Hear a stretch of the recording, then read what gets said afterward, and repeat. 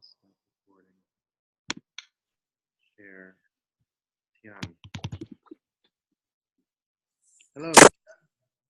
Hi. How you doing? Good evening. So let's see if more people will join. Aaron, can you hear me? Yeah, I can hear you, but am I supposed to see you too? I can only see a girl. Okay, you can't see me? Oh, there you are. Okay. Yeah. All right. All right. So sometimes wait, it went back. Okay. Yeah, it'll do that, like who's ever talking. Well, let me fix that. Okay, now I can see you, but then Yeah. You can hear? now I see her again. I don't know what's going on. That's weird. Okay, oh. I'm gonna follow on I'll put the screen on my laptop. Hold on. So then you can follow the stories as I go through them. Okay. Breakout rooms. Where's that?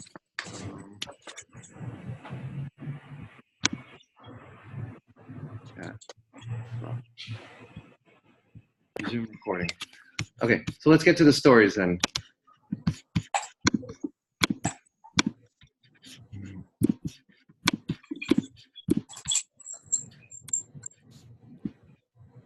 Here's it. Okay, story of an hour. So what I was going to do last weekend was so here I was focusing on the narrative point of view and how that kind of mirrors or it changes in parallel to the main character's growth and then sudden kind of closing in again of her brief hour of freedom, right? So you guys all read this one? Yeah. Yes. Okay. So it says, knowing that Mrs. Mallard was afflicted with heart trouble, great care was taken to break to her as gently as possible the news of her husband's death. It was her sister Josephine who told her in broken sentences, veiled hints that revealed and half concealing. So why does the author say veiled hints that revealed and half concealing? What does that mean?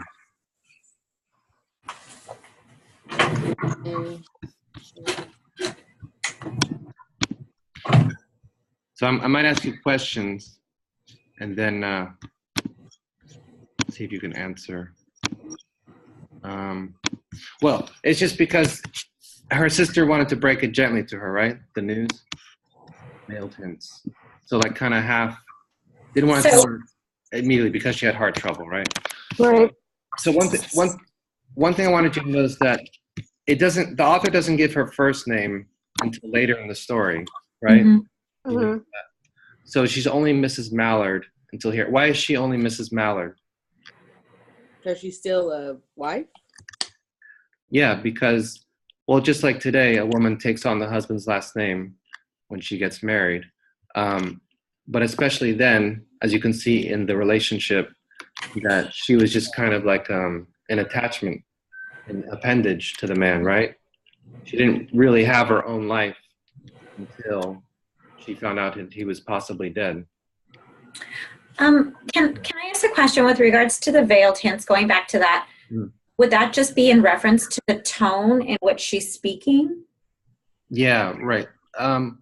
The tone in broken sentences. I mean, it's kind of like if you're going to break the sad news to somebody, you're not going to come in and be like, oh, hey, professor. So, yeah, my dad died today. That's really not how it's going to happen. You're going to kind of be like, okay, so my mom called me today and my dad, well, you know, it's kind of like you're going to hear something bad about my dad. Either he's in the hospital, he's dead, not won $1 million in the lotto. Yeah, and you're gonna stagger around saying, how can I tell you? Well, let's see. Yeah, right. So it's the tone, and it's literally broken, choppy sentences. Because, okay. Yeah, you're trying to be careful and gentle. Yeah, exactly. Okay. And yeah, so it's the tone and how she says it. Okay. She did not hear the story as many women have heard the same, with a paralyzed inability to accept its significance. She wept at once with sudden wild abandonment in her sister's arms. So how do we know immediately that her reaction is unconventional? How does the author address that? She didn't hear the story as many women would have heard. The same. Yeah, right. So here we have, she doesn't react to it or hear it the same way. And here it's saying, the author's saying that most would hear it with a paralyzed inability to accept it, right? Right. So if you hear the sudden news of a family member's death, then you're gonna say, "Oh, damn, that sucks. Oh, that's too bad." You actually kind of like, "What? No, You're no." gonna be in shock. You're like, you that can't be true, right? Mm-hmm. So it's as I said, like the author's kind of understanding the stages of grief, right? So first it's denial, as we say. So right away we get kind of a suggestion that she doesn't go through this denial stage, that she weeps uncontrollably at once. Okay, so I have 11 people now. 12. Hey, how you doing, everyone? Unmute all. Let's see. Asked to start. So I get interrupted because some more people join. Mute, allow participants to unmute themselves. But yeah, I haven't done this before.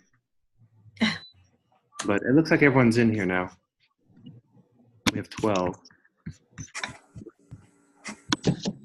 Hi, there's Cynthia.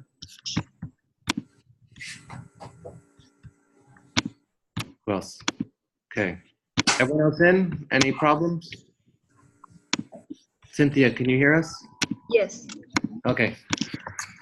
Yeah, so I was just going through the beginning of the story of an hour, the really short story that only takes place in 1 hour. And we were talking about how her sister gave her the news of her husband's death in veiled hints that reveal half concealing. So if you look at my name, a box that has my name, you can see my computer screen as I go through the stories. Okay? So we're in the story of an hour. And then, we talk about her reaction. She didn't have the paralyzed inability. She wept at once. Okay, when the storm of grief had spent itself, she went away in her room alone. She would have no one follow her. Why does that seem kind of strange? Because she didn't seem to need comfort. Yeah, right. Huh? She wanted to go in her room and celebrate. She wanted to go in her room and smile. She had to let her grin out. Yeah, she's like, hey, I'm for you. Life now. But it's true. Eventually, it's kind of, she saw a great relief in it, right? Mm-hmm. But at first, she doesn't really recognize her feelings. So she just knows instinctually she wants to be alone, because you can interpret it as like she never really knows how to share her own genuine feelings, right? Because you can infer that they were never really recognized in the first place. Because how do we know that? Because later we see that.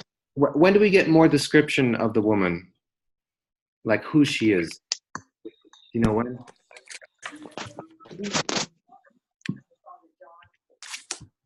If you see here, when it says she was young, with a fair, calm face, whose lines bespoke repression and even a certain strength.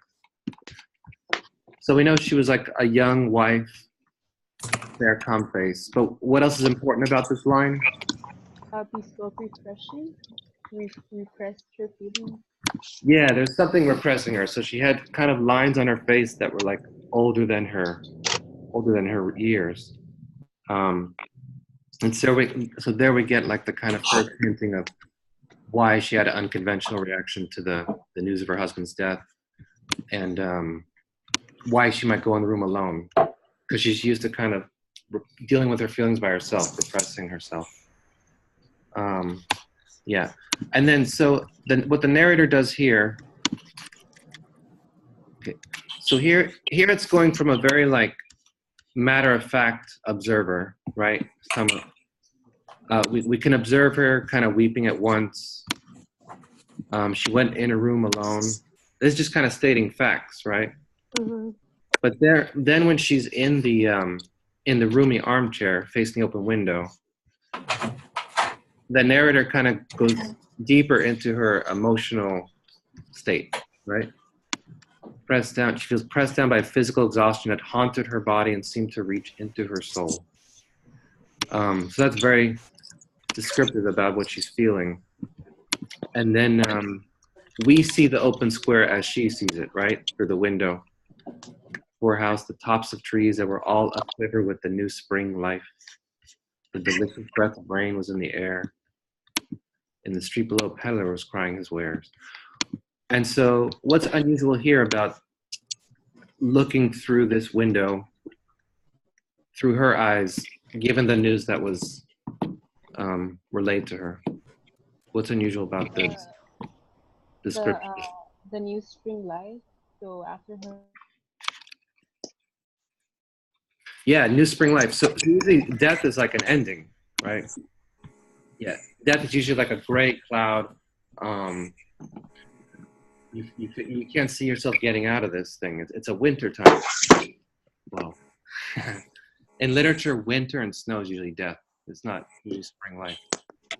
And it's open. It's an open square to possibilities. Yeah. They said delicious breath of rain, like it was like a refreshing feeling, maybe. Because this line is kind of like it's happy, it's not sad. So it's like a new beginning almost for her. Yeah, right. Yeah, so delicious. It's like, and you can picture rain being like kind of foreboding or oppressive, right? But here, rain is like it's cleansing away, kind of like the negative feeling she has, the repression she has. Right, it's a kind of cleansing here.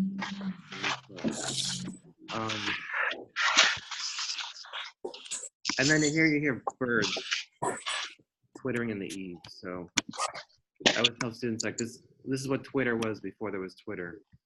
It's the birds going, right? It's twittering.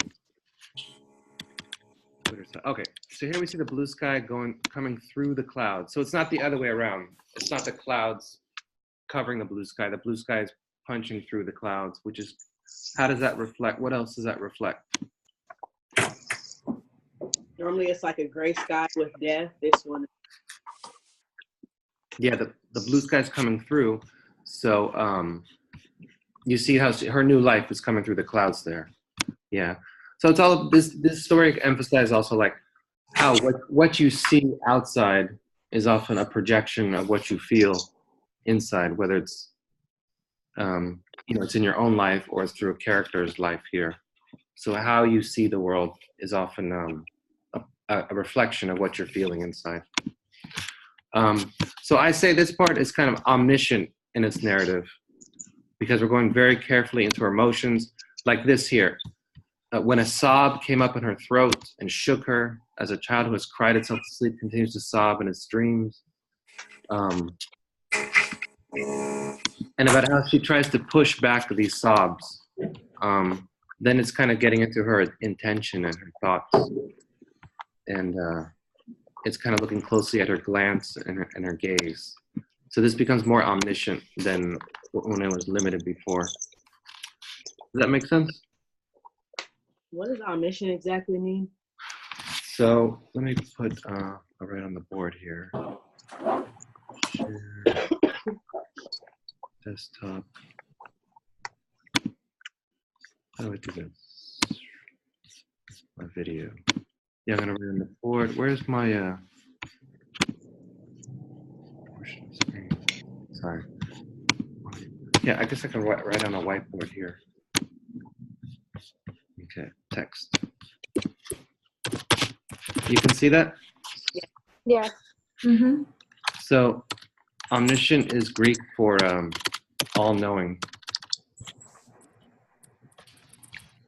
Omni is all, and shint, or sint here, it's kind of related to science, which is basically knowledge.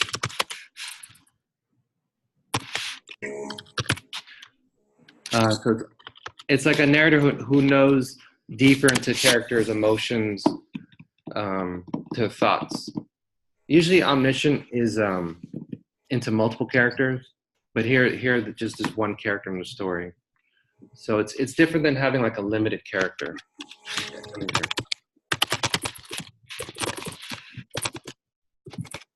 Limited,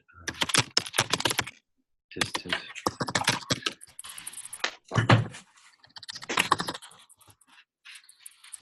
All right, makes sense? Yes. And Yeah. interesting enough, science is related to sin. It has the same root. Isn't that funny? Interesting. Why is that? Because you weren't supposed to know too much, so science was a kind of sin. It's you're supposed to only be given knowledge that the authority gives you. You're not supposed to discover it for yourself. Okay, so I'll go back to the story here. Can you see that now, the story? No. Not yet. Oh, no? Okay. I'll change it. There we go. Yeah. Okay, so I think the commentary should fearfully. What was it? What was coming to her fearfully? Why was she scared of this thing that was coming to her?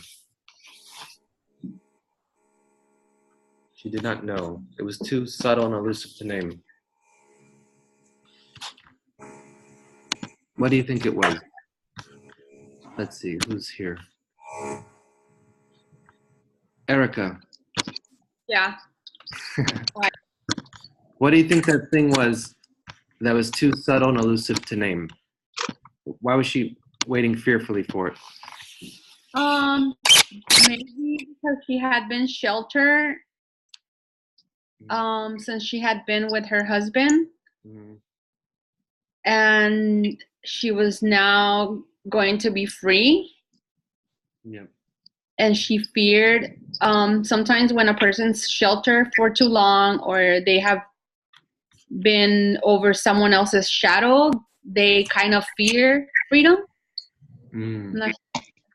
Yeah, right. It's like, it could be akin to kind of a codependent relationship, where like you're not used to having your own voice or living your own life.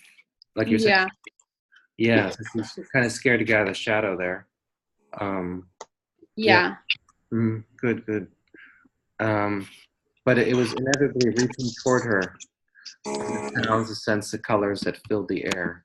But she couldn't avoid it. It was coming towards her. So she had to eventually be herself. Her bosom rose and fell tumultuously. So that's like when you're sobbing or a child is sobbing, it's like you're they get so upset. It's like coming and fall. And she's beginning to recognize this thing that was like herself, her own emotions, but she was striving to beat it back with her will. So why would she push it back down? Because she's not used to it, right? She's not used to her own emotion. So this is the narrative is very close to her emotional levels here. All right, so here's the complicated part. She knew that she would weep again when she saw the kind, tender hands folded in death. Whose kind, tender hands are those? Her sisters? Her what? Oh, no, never mind. That's her sisters. Oh, no, Not sister. Well, whose hands are folded in death?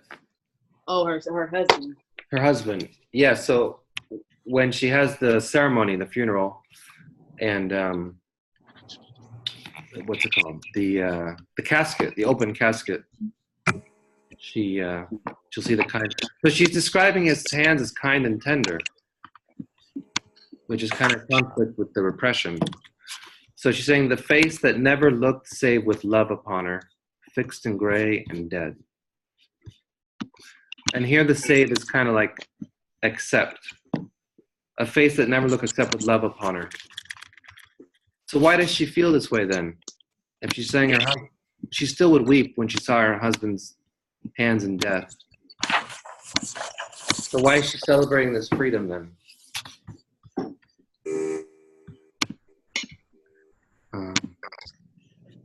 She didn't love him. She didn't want to be with him.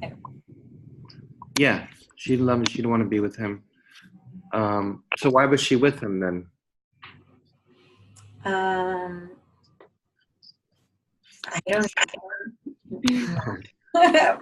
Protection, monetary reason. I don't know. Maybe it was an assigned marriage. I don't really know. Yeah, so that's good. We don't know, right? We're not given that information. And Chopin and a lot of great writers are good at leaving out information. Because why?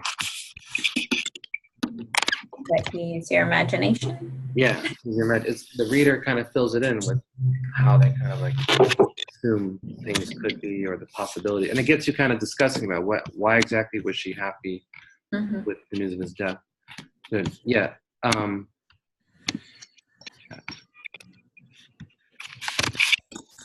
Okay. Right. So we don't know. The thing is, the time period is the 1880s. So yeah, we could think there's a possibility that's an arranged marriage, and she was young. Maybe he was a bit older, and possible that it was like her father knew him or something, which was kind of or what else is the narrator says something here about marriage, right? What's the line about marriage that the author writes? Can you see it?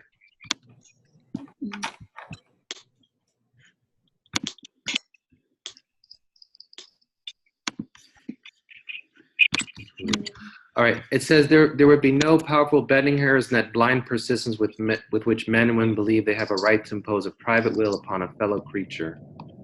A kind intention or a cruel intention made the act seem no less a crime as she looked upon it in that brief moment of illumination.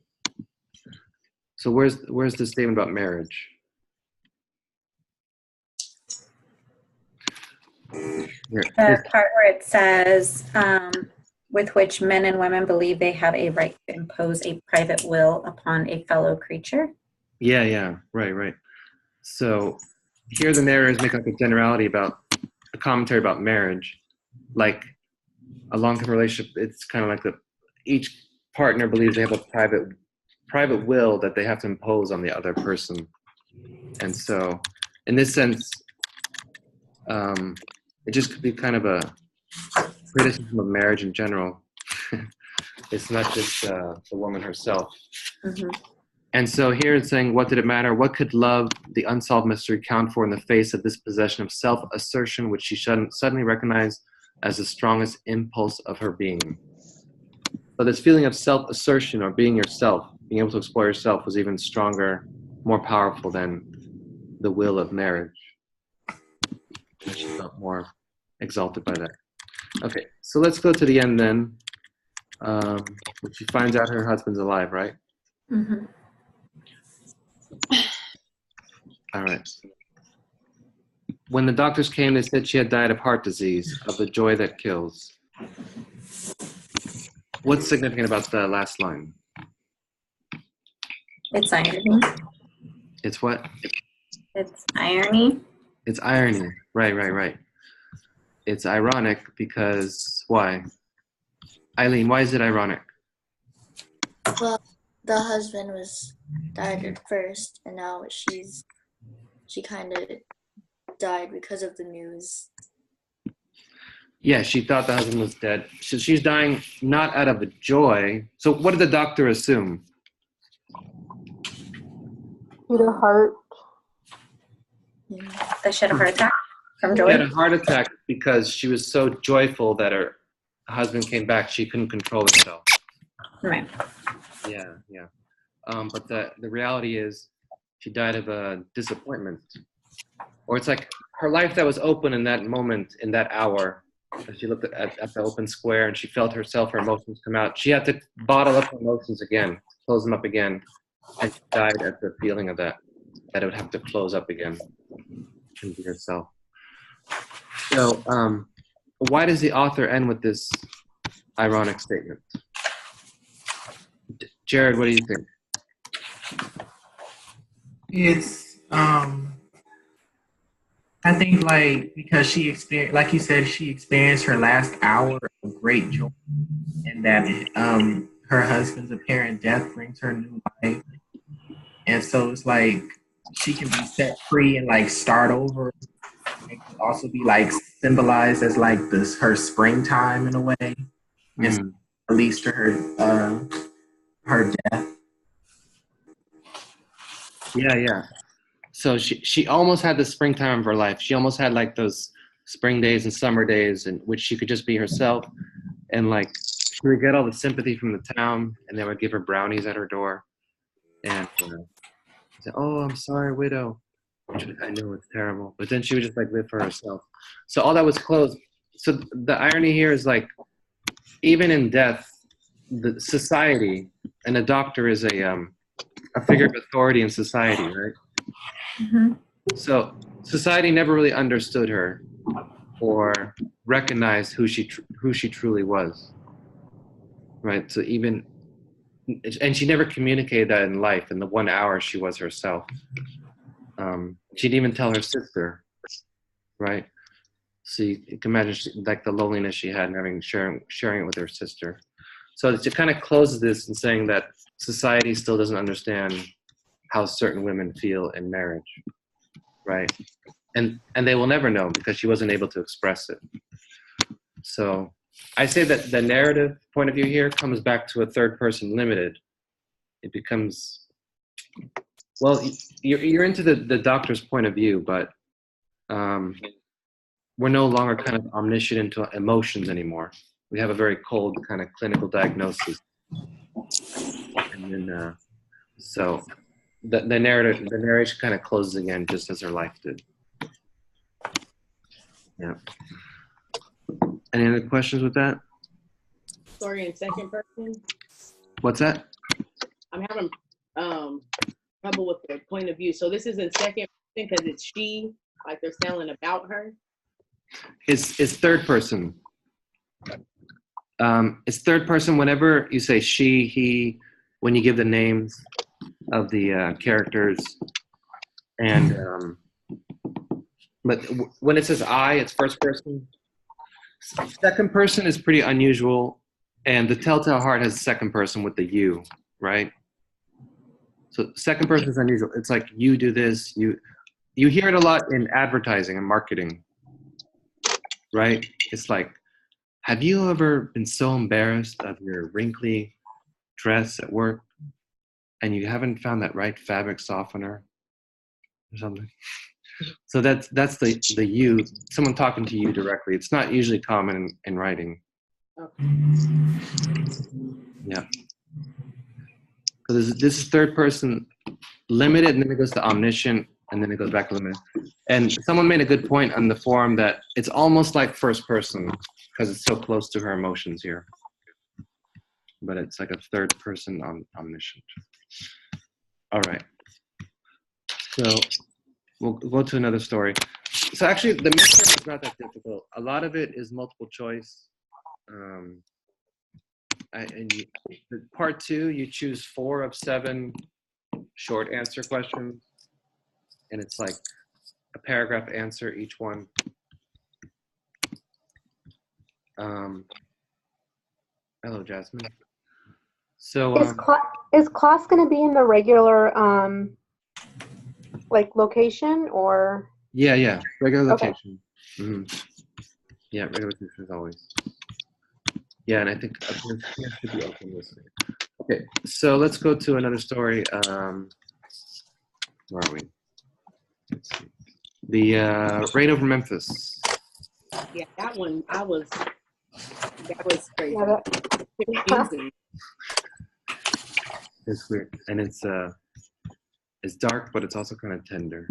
Yeah, I went from scabies to talking about the dad's back blown out. I was confused.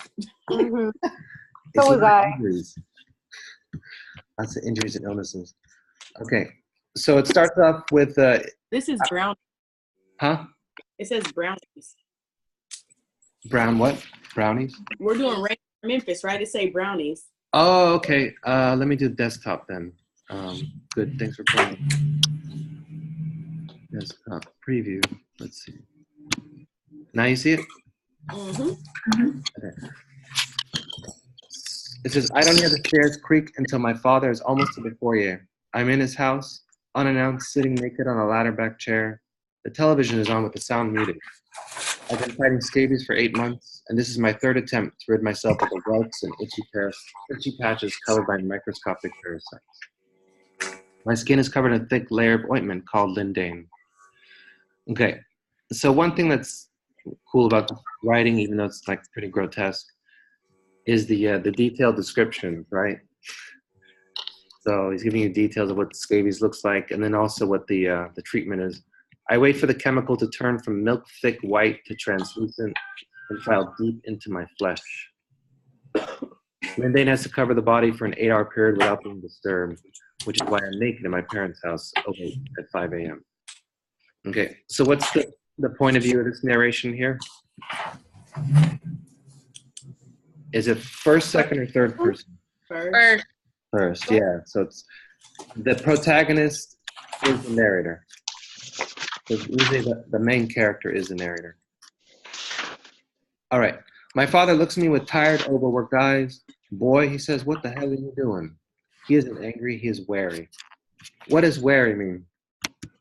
Tired. Worried? Worry, right. So wary as W-E-A-R-Y is tired. I'll just write that really quick. Yeah. Text.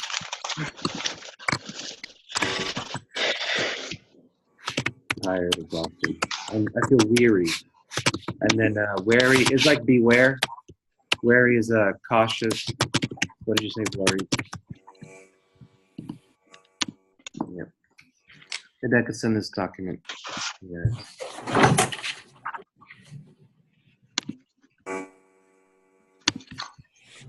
Okay. So he is worried because why is the father worried? Because he sees his son in the middle of the night sitting on a chair naked. Yeah. Yeah. So- naked with weird kind of yeah. Cool. Stuff all over him. Yeah. With stuff all over him. He's like, what the hell are you doing? But I get the impression that the dad's not so surprised. Like he's kind of like, oh, okay, again, like kind of like something like that. Like he's not too surprised of seeing his son in that condition. Yeah. Oh, yeah. That's a good point, Erica. Because as we find out later, he's kind of like he was a teenage runaway before, and he was like emaciated before. So it's like, yeah, maybe he's not taking care of himself again, right? Yeah, you get scabies a lot. Well, some homeless people have scabies because if you don't shower for a long time, you get like parasites in your skin. Yeah. Yeah. So hopefully none of us ever get it. All right. I don't tell him the whole bit about why I'm naked. He trusts me. Yeah. So here we have a kind of, even though he's naked, he still trusts me. His underwear has holes in the front and back. You should ask Mom to buy you some new tidy whities, I tell him. The skid marks reach around from both sides. He laughs. It isn't a laugh. It's more of an aha or with a tobacco edge to it that catches on tar midway through. It means funny. It means smartass. It means good job. Love you too. And I'm not the one sitting naked on a chair. So what do we get from the interaction between the father and son? They're kind of like friends. They get along somewhat. Yeah. They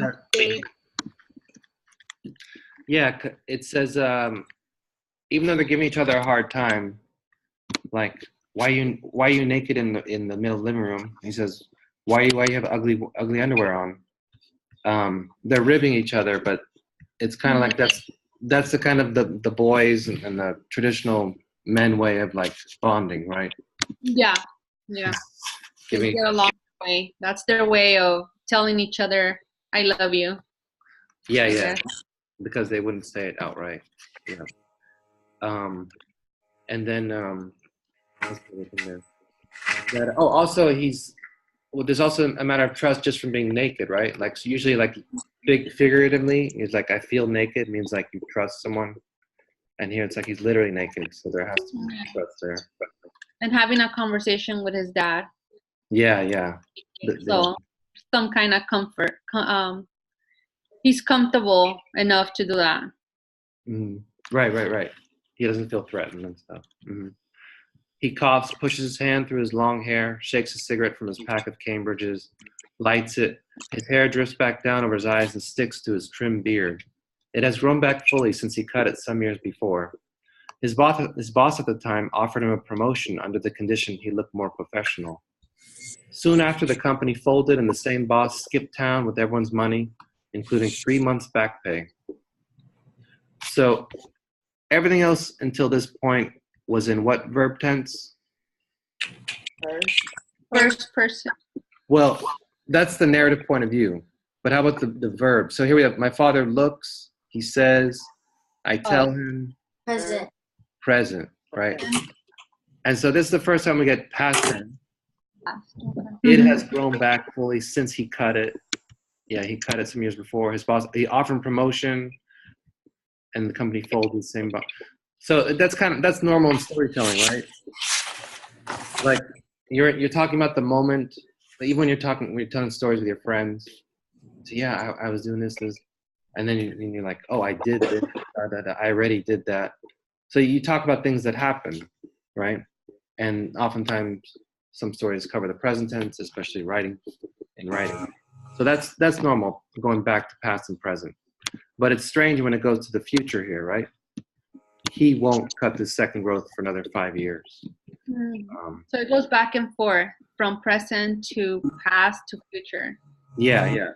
And that's the kind of confusing thing at first. Yeah, that's where I got confused also. Yeah. So I'm kind of skipping forward. So Yeah. did the dad die? Did he, like, I'm confused because he talks about a part to where, like he tried to kill him off. I don't know. It's too much. So I'll just wait. Okay. All right. Well, maybe I won't go through the whole story. Just explain. So he's talking about 5 years from now. He will cut it for a court appearance. He will get fired from the superintendent job after missing too much work because of privileged panic attack. And so what's weird is like 5 years from now, how do you know that many details in the future, right? Yeah. Is he clairvoyant? His boss will not pay out his workman's comp. My father will win the lawsuit. He will have small cell cancer building in and behind his lungs. One thing that I highlight for the test, the cancer will look like microscopic glaciers and it will shift and spread and float. Why does he use the metaphor of glaciers for cancer? Why would cancer be like microscopic glaciers? Think about the qualities of a glacier. Sharp, dangerous. Yeah, they are dangerous. Yeah, if you hit them. They can grow. Let me see. Well, They're bigger underneath than they appear above water. Good. Yeah. Right. So you only see the top, right? Yeah. They're much bigger underwater. So it's like when you first get diagnosed. Well, hopefully not you. No one. When someone gets first diagnosed with cancer, they only see like a little piece of it, and there could be something much bigger underneath that doctors don't know about, unfortunately. So there's that, and then also as they melt and spread, it's like that's what cancer could do if it's not treated, right? Just like glaciers can melt into a huge pool of water. So that's the happy metaphor there. Yeah. Okay, and that also gives hints that kind of gives hints at whether the father is dead or not. He will think it's pneumonia. My mother will say he's having a hard year. Okay, so we'll skip around to here. When he is resuscitated, he will only be bone and fiber and liquid, and the cancer will spread. Yeah. But now he asks if I want any coffee, and I tell him yes. So this part here is when so it kind of hints that like there's no coming back once you're this sick, bone and fiber. Yeah, like his last stage of the cancer, maybe. Yeah, exactly. When you're just kind of really skinny, or yeah. So, it's kind of a morbid story, but it's also tender in a way. It's very realistic too. Just about kind of family love and what's it called? The trials a family goes through together. Okay, so this all happens 5 years from now, but now he's back in this room in the early dawn. He asks if I want any coffee, and I tell him yes. I hear him in the kitchen. A thump of tin cans set hard on the Formica counter, a rush of water into the filler tank, and a clap as the lid closes. He goes in the bathroom and shuts the door. Screech of rusted hinges, a slam. So what senses are being engaged by the writer here in these descriptions? Which senses?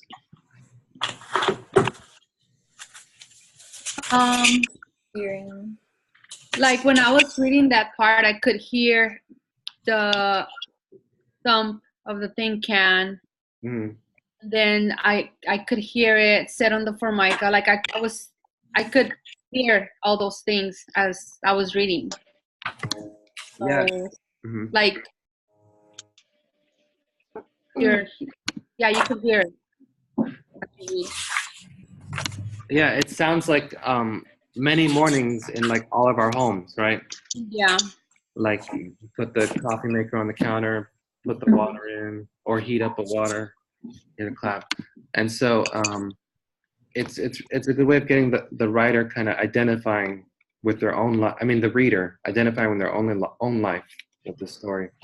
And so a lot of highlighting the sounds, and then you hear the rusted hinges of an old bathroom door, and that kind of hints that like of the socioeconomic class of the family, right? So it's a kind of a rusted door. It's not like a very wealthy family because we know that he was like, he worked for other people, right? Yeah. He worked for a superintendent, So he worked very hard and then got workman's comp. Also, what's interesting about all the sounds is like, if you read it carefully, you can smell the coffee, even though it doesn't say. Mm-hmm. It doesn't say the coffee brewing in the air, the roasted beans. It's very subtly giving you hints that you could smell and almost taste the coffee by giving you the scent, the sounds, the audio descriptions, which is kind of unique. All right. Why does the Weather Channel comfort the father?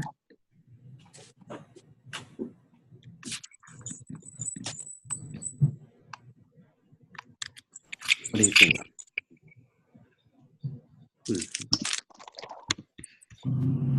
All right. It takes him into a place where the landscape appears colorful and two-dimensional without any actual setting or people. A place where one can think without losing any time. In a couple of years, he will watch the Weather Channel specifically for updates with Washington State, where I will live. So here we're back to the future tense again. Basically, it's like when you see like two-dimensional graphs, it's kind of like it calms him because he's not in the complexity of like a three-dimensional world. So it's like it's almost like he's like an angel floating above the planet, and everything just seems just kind of like one general plane of existence, and he's not part of like the complicated, stressful world down here. He's like abstracted world. Make sense? Yeah.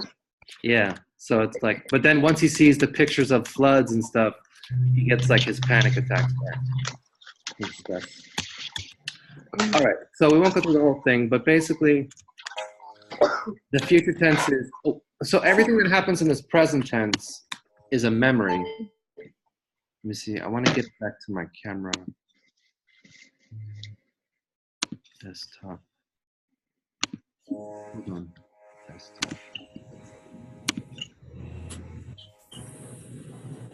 Hi.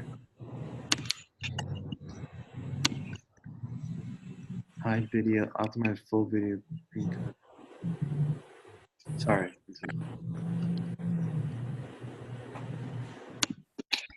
I can't get it back to my camera for some reason. Anyway, okay, I'll draw this out.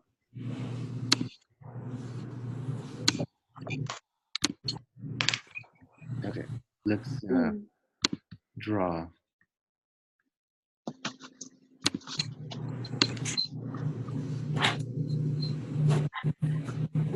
Okay, so let's figure this. There we go. All right, this is the present tense. Right. And how old is he in the present tense? With the moment he's having coffee with his father.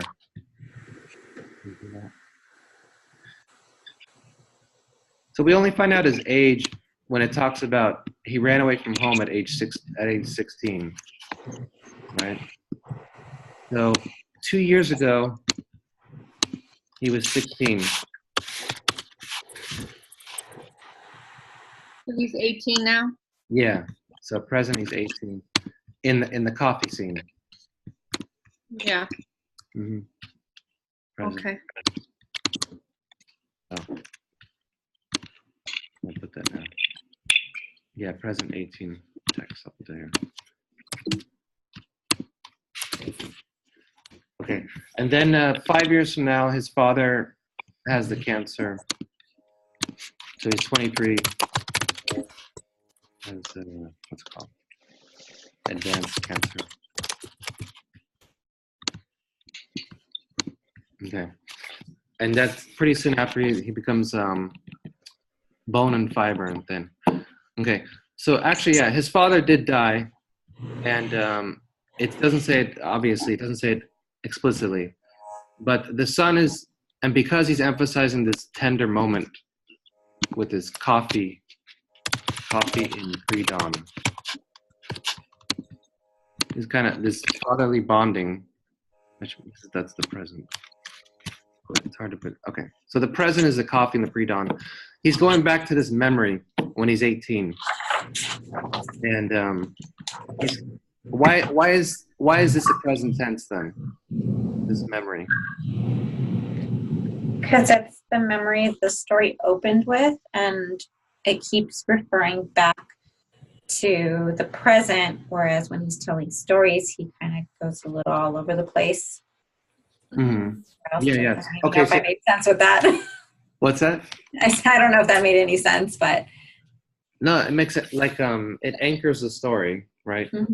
Yes. Yeah, so it keeps it in one place because his mind is good. His mind is wandering, which goes along with kind of like what he's feeling. Makes sense. Okay, and right, but why does the question? Why does he keep going back to this present and not to this present? It's a happy time present versus the bad. Exactly. Right. So he's trying to relish this memory that he had bonding with his father when it's strangely enough when he had scabies and he's sitting naked, but his father made coffee for him. And they kind of make fun of each other a little bit. And then when he fell asleep on the couch, his father put the blanket over him, right? At the end. So he remembers that. And he wants to remember that. He wants to get back to this memory where like, oh, my father and I were really close. Like whenever you're in mourning, you want to remember those good moments that you had with the person, right?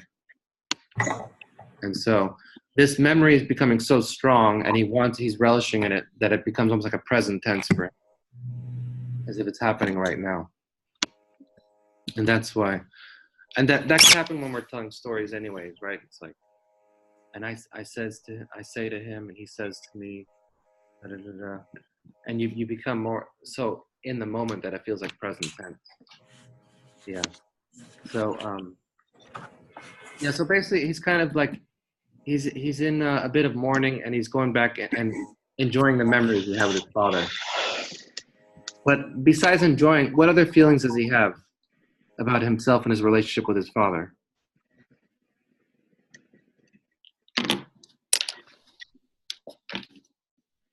I kind of get a little bit of regret when he discusses the way he left, like when he ran away and then when he came back.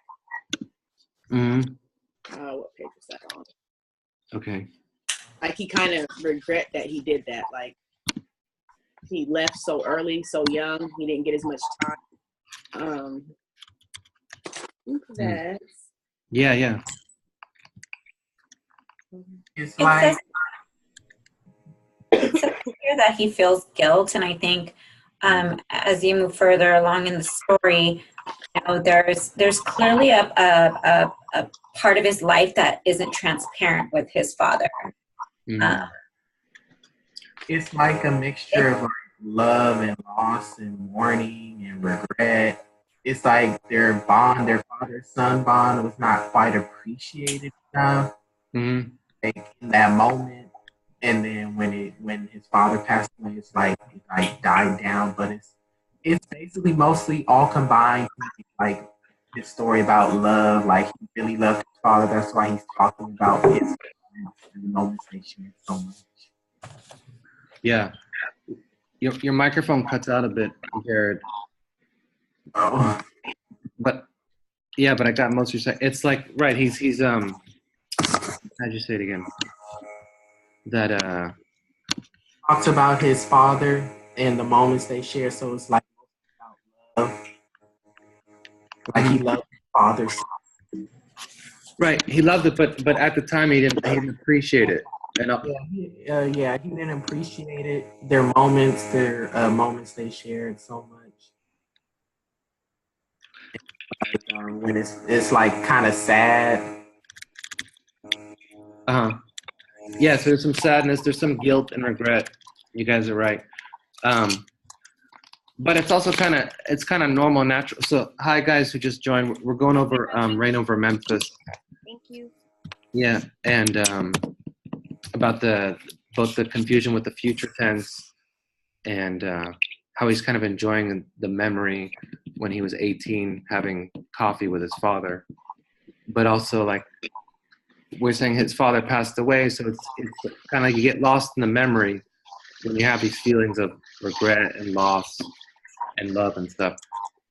But it's also kind of normal too, because whenever someone we love dies, you're always thinking what, like, I should have spent more time with them, right? Yeah. Yeah. I could have seen him that weekend. I could have done a little bit more. So, in a sense, it's normal, but especially for this kid because his father died so young, that he's thinking like, oh, why did I run away at 16? My dad really wasn't that bad or something. I was just kind of like a rebellious kid, right? It's kind of like, yeah, he kind of regrets that a bit. What about the last paragraph on the very last paragraph that I will wake up sometime later in my coffee? It's like, is this future? But then if it's future, his dad's already dead. So is this just like a thought he had that he wanted to happen, or that part kind of threw me off? That's just like a near future. So it's not like 5 years down the road future. He's remembering that from that moment he was having coffee with his father or sitting there putting the medication on his scabies. He's knowing that just a few minutes later I will wake up and I will know that my dad put the blanket on me. I will lie on the couch covered in a quilt without a discernible memory. I will know he wrapped me.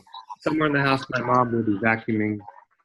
So like later that day, she will be vacuuming, he remembers. The gray light will creep in through the window and the sun will sit barricaded behind storm clouds and thick rain. I will get up and go to the bathroom and shower. So the gray light here also kind of reflects like, it's kind of foreshadowing the tough times to come. A gray light will creep in because his dad will get sick. But at the same time, out there in the city, somewhere my father will be driving in his truck or standing in an empty house, half remodeled, and he will smile when it starts to rain. Because they talked about how he knew it was going to rain. So it's just kind of like a very near future from when he was sitting. Does that make sense? Mhm. But he remembers it all. Yeah. So we all cry a bit when we read that. Yeah. Okay. So there's that one. He cried out for passing out too high on PCP. Yep. So everything already happened. This is using the future tense. And oh, I use this as an example of first person narrative perspective because why? Because it's very transparent how it reveals the subjective nature of memory and our perceptions, right? You know what I mean there? So third person is about, oh, he did this, she did this, they went here, they hired a detective to solve the murder, da, da, da. But first person is kind of where the writers are saying, you know what, not everything can be easily traced and described. Some things in the first person character's mind is it's very emotional, it's not always logical, right? So the writers are trying to highlight how just as these characters, our minds are not always linear or logical. Our memories don't always make sense, or we're not always in the present. We're kind of going back in time in our heads anyway. The writers try to emphasize that. And so, on that note, why then? How does the Telltale Heart emphasize a different kind of first-person narration?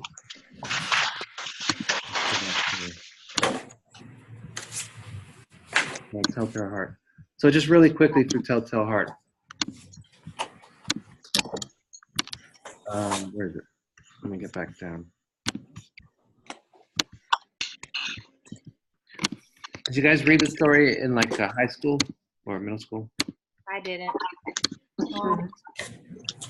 Some people do. So just true, nervous, very, very dreadfully nervous. I had been and am. Why would we say that I'm mad? Because music had sharpened my senses, not destroyed, not dulled them. Above all was a sense of hearing acute. I heard all things in the heaven and the earth. I heard many things in hell. How then am I mad? Hearken and observe how healthily, you say, how calmly I can tell you the whole story. So what do you know here from the first paragraph of the story? That it's a person kind of telling a story, right? Yep. Thanks. First person. First person narration. And what kind of story is he telling you? What's his position?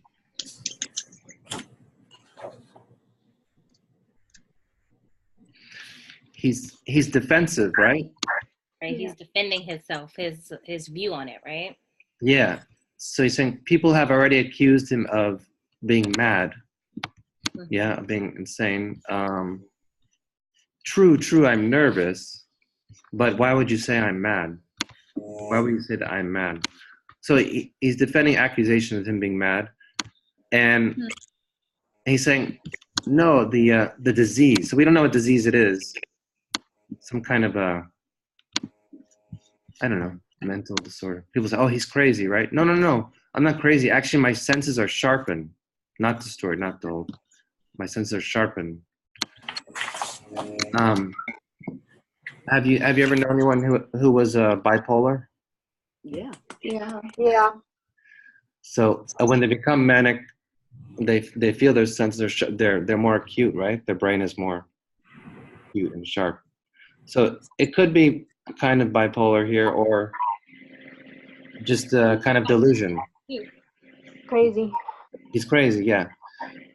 So this is kind of like the first time we get the story inside the mind of someone who's insane or who's somehow off and becomes criminal because of that. So that's why it's a classic story, because it's the first time we're in the mind of a criminal. And he doesn't say, he's not apologetic, right? He's defensive, and also he says what? Being logical too. Yeah, logical. Yeah, there's a logic to passion. There was none. I love the old man. He had never wronged me. He had never given me insult. For his gold, was it? I had no desire. I think it was his eye. Yes, it was this. He had the eye of a vulture, a pale blue eye with a film over it. Whenever it fell upon me, my blood ran cold, and so by degrees, very gradually, I made up my mind to take the life of the old man and rid myself of the eye forever. So he comes up with a reason here. A reason here why he has to he has to get rid of the life of the old man. So he has a reason here. You fancy me mad, madman know nothing, but you should have seen me. You should have seen how wisely I proceeded, with what caution. So it's kind of scary because you think about everything he's doing when he's sneaking up on the old man night after night. So, yeah, but I only had enough light shone out. Then I thrust my head in the opening of his door. You would have laughed how cunningly I am. And so he's kind of patting himself on the back for how sneaky he was. So what? How sneaky he was. He's kind of proud of himself, of what he was able to accomplish. Yeah. And yeah, that's so crazy to think that. And well, it seems more close to home now. We have so much violence. We think, what are these people thinking, right? Like somehow they're proud of what their accomplishments. Anyway, so what happens at the end there when the police come in? And why did the police come? Because the neighbors heard a scream. Yeah, the neighbor heard a scream, and they said, where is it?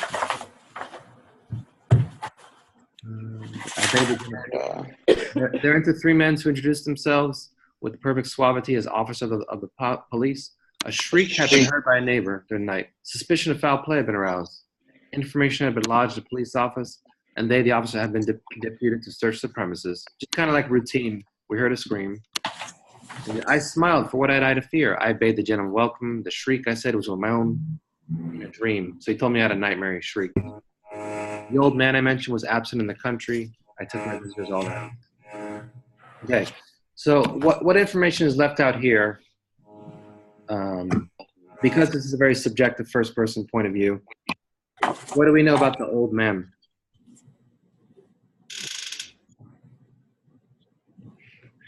No. We don't know where he is, right? Yeah, well, what do you mean?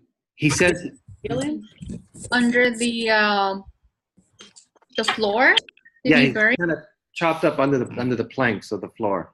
Under the planks, yeah. And he's nailed back down. So we don't really know anything else about the old man other than they live together for some reason. We don't know if it's like family or if he's taking care of the old man. He's supposed to be like the caretaker, maybe. Even though he's like the worst kind of caretaker. Yeah. So we don't know the relationship, and that's left out here too, and possibly because it's from a very distorted perspective, this first person subjective mind. Anyway, so how did the officers find out that he killed them? He told them. He told them, yeah. Why would he tell them? Let's see. And then I now grew very pale, but I talked more fluently and with a heightened voice. It's like, the sound increased, and what could I do? It was a low, dull, dark, quick sound, much such a sound as a watch makes when enveloped in cotton. So kind of like a muted ticking. I gasped for breath, and yet the officers heard it not. I talked more quickly, more vehemently, but the noise steadily increased. I arose and argued about trifles in a high key and with violent gesticulations. But the noise steadily increased. Why would they not be gone? He keeps hearing the noise of what? It's heartbeat. Heartbeat. Yeah, he thinks it's the heartbeat of the man under the planks. He keeps hearing that.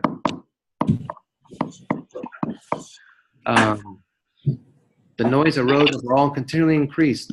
It grew louder, louder, louder, and still the men chatted pleasantly and smiled. Was it possible they heard not? Almighty God, no, no, they heard. So he's wondering why the officers still chatted peacefully. They suspected, they knew. They were making a mockery of my horror. This I thought, this I think. But anything was better than this agony. Anything was more tolerable than this derision. So derision is what? You know derision? Like internal, like what are you feeling on the inside, like turmoil? Yeah, it's that. And also he thinks the police are laughing at him. Mm-hmm. They think they're mocking him. They're mocking his inner panic. So this is like when you think people are inside your own worries and you're panicking, but they don't really know what's going on. Like you kind of look normal on the surface and you think everyone's like looking at you and laughing. Anyway, I felt that I must scream or die. And now again, hark, louder, louder, louder. Villains, dissemble no more. I admit the deed. He thinks they're lying. Dissemble is to hide your face. I admit the deed. Tear up the planks. Hear, hear. It is the beating of his hideous heart. Yeah. So was the heart really beating? No. No. No. Dead. What? I said couldn't be beating if he was dead. Yeah, if he's dead. Yeah, yeah. So I think the heart beating was a metaphor for his conscience. Yeah. He couldn't live with his conscience anymore. So the heart was kind of like his conscience ticking Yeah. or pounding. His conscience wouldn't let him live. Right. Yeah, it wouldn't let him get away with it in a sense. Mm-hmm. And so even though he technically could, the police would have left because there was no evidence of anything really. And he invited them back in for tea, but he knows what he did was wrong. Yeah, it's his conscience basically. It's like his guilt. And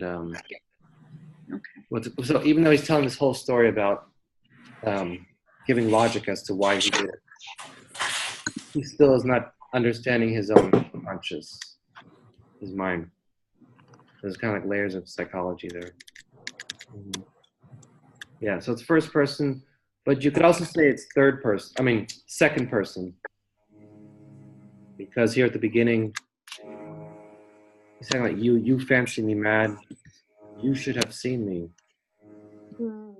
Kind of talking directly to the readers because it's almost like he thinks society is directly talking to him. A little bit. Yeah, crazy man. All right. Anything else about that? Questions, comments? So that's also kind of first person subjective narration. Then what else? What questions do you have about the midterm study guide? Well, Where is it? Can you see that on my screen? Yeah.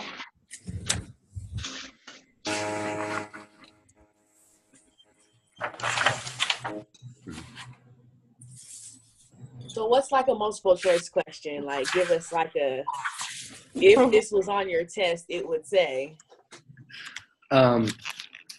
So the one we did the first week or second week about the necklace, for example, like when the horse, when the narrator describes the horse and buggy carriage as ashamed to show themselves in the daytime, this is an example of the author using what kind of literary device. And then I give four choices, like symbol, tone, realism, or personification. What is it? Because I would have got it wrong. Well, think about it. If a buggy or horse and carriage is ashamed to show itself, personified. Yeah. So it's making as if the carriage is a person that has feelings. Right. So yeah. So it's using and they use personification to kind of shows a mirror how everyone else is ashamed of their social class or their rank. Also, you have to recognize some passages. I say, what is this passage from? If it says like the narrator says, I did not need to drink then at the ball because I was drunk with love for her. The champagne flowed freely, but I didn't mean to drink because I was drunk in love. What story is that from? I forget the guy dancing with the girl. Yeah. Yeah. Some dancing going on. Dance. The The dance. mean dad. The mean daddy. Mean Daddy. The after the dance, right? After the dance. Yeah. So if you saw the word dance, you would know it. Yeah. Professor, Yes. right here on number 3, if you scroll down, keep where the short stories. Mm-hmm. Where it says Desiree's baby vocab, you want us to be able to like define it, like what it means, like providence, obscure, indulgent, celestial, brashness. Like look it up and learn the definition. I would like it that you feel comfortable like Explaining it. Yeah, explain it. Like Okay. some of it will be multiple choice, but you should be familiar with it. Like Okay. beneficent providence. Do you remember that? What did that mean? Yeah. Something with God. Let me think. Like protection, like God-given protection, or Yeah. Whenever you see the prefix ben, is Latin for good. Bene or ben. So it's like the goodwill of God, the goodness of God. Mm-hmm. So it's like God's goodwill shining on you. If you miraculously get an A on the test, that would be providence. God putting His hand down. Yeah. Something great happening in your life, Ben. Something you can't always explain. Yeah. Professor, for the short stories, do you require like specific like quote or specific if we're trying to make a point, like you said you were going to take off points for a discussion, but what about for the test? Like, do we need to like memorize quotes that from the actual passage, or are you saying like wait, say, so there's multiple choice and then there's short answer. yeah, the short stories, the short stories. Well, you should just be familiar with them and what themes we talk about. We talk about how they convey certain realist intentions of like highlighting whether it's social issues, gender inequalities, or racial problems, right? Racial issues. Okay. Here we have this week about point of view. And I kind of have like these few stories about like cultural conflicts, but at the same time, like there's a hybrid of different cultures. So those are kind of like the main themes I covered. Like after the dance was kind of a critique of abuse of power. The necklace was a critique of like class obsession, but also gender inequalities. But would you be requiring like specific codes for our answers? Codes. What do you mean codes? Like from the passage, like specific. In your take-home essay, you should have some quotes. You said Okay. quotes. I'm sorry. I thought I heard codes. I'm sorry. No, quotes for the short answers. You know. Yeah. No, not for short answers. It's okay. Oh, okay. Yeah, I'm sorry. Just to understand your question and answer it as we understand the story. Yeah, right. Okay. It'd be good if you can mention like a specific instance in the story related to the theme. Okay. Yeah. Okay. Yeah, so quotes, you should have quotes in the take-home essay due Monday. Okay. Okay. Do you have, let's do half and half then. Okay.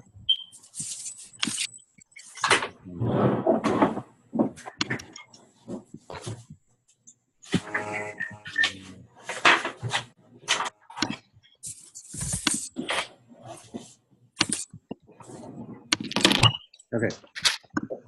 So this was a chapter from Amy Tan's book, Do I Love Club? But it kind of stands alone as a short story. Half and half.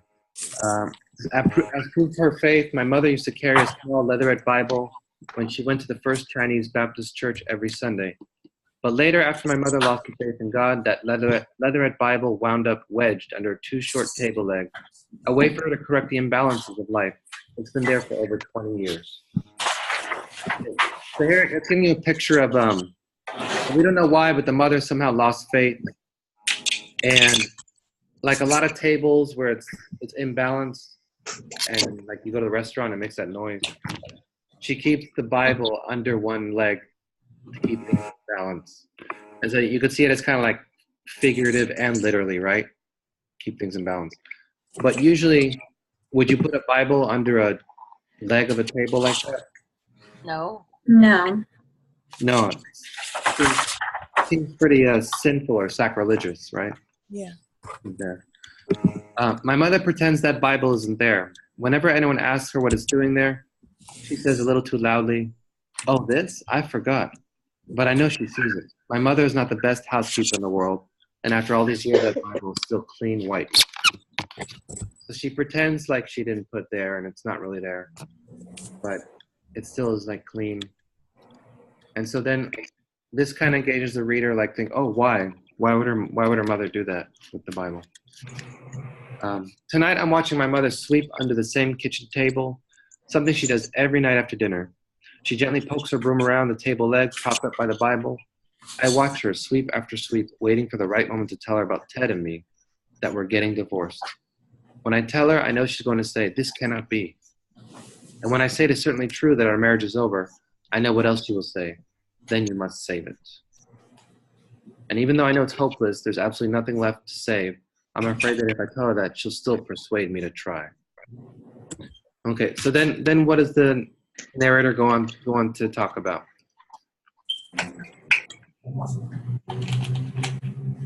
Who read this one? She goes on to talk about how she met her husband and what their relationship was like, how it started to evolve into the worst situation leading up to. Right. So she talked about how she met Ted. They were both undergraduate students at UC Berkeley, and they met at Palo. And he wanted to borrow her notes, and he asked her out for a cup of coffee.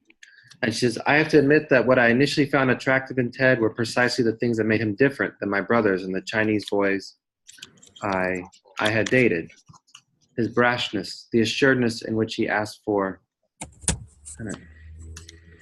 things and expected to get them.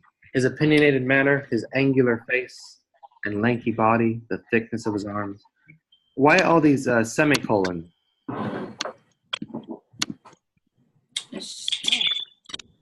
They're individual aspects of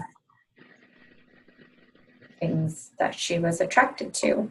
Yeah, exactly. So it's like each quality of his, and she can kind of list them all in one sentence without too much pause. So it's also his physical features, his angular face, lanky body, as well as his like personality, his brashness. The fact that his parents immigrated from Tarrytown, New York, not Tianjin, China. My mother must have noticed these same differences after Ted picked me up one evening at my parents' house. When I returned home, my mother, still up watching television, "He is American," warned my mother, as if I had been too blind to notice. Waigoren. That means American. Foreigner. Does it means foreigner? Yeah. I looked it up and I was like, huh? So it's like even though they're living in America, Yeah. he's the foreigner. It's funny. "I'm American too," I said, and it's not as if I'm going to marry him or something. And then she has a scene with her future mother-in-law. Mrs. Jordan also had a few words to say. Ted had casually invited me to a family picnic, the annual clan reunion held by the polo fields in Golden Gate Park. Although we had dated only a few times in the last month, and certainly had never slept together since both of us lived at home, Ted introduced me to all his relatives as his girlfriend. Because until then, I didn't know I was. So what can we tell about the social class of her boyfriend's family? If there's any hint here. Polo. Upper class. Upper class is. Yeah. Upper class Caucasian. Yeah. Yeah. So we know his family has a reunion by the polo fields, which is usually upper class sport. The annual clan reunion. Not that No. Yeah, like it's no K, but what kind of reunion is that? Clan with a C, huh? Clan with the C. Clan with the C. Yeah. Oh my God, imagine. But almost close. No. It says that later when Ted and his father went off to play volleyball with the others, his mother took my hand and we started walking along the grass, away from the crowd. She squeezed my palm warmly, but never seemed to look at me. I'm so glad to meet you finally, Mrs. Jordan said. I wanted to tell her that I wasn't really Ted's girlfriend, but she went on.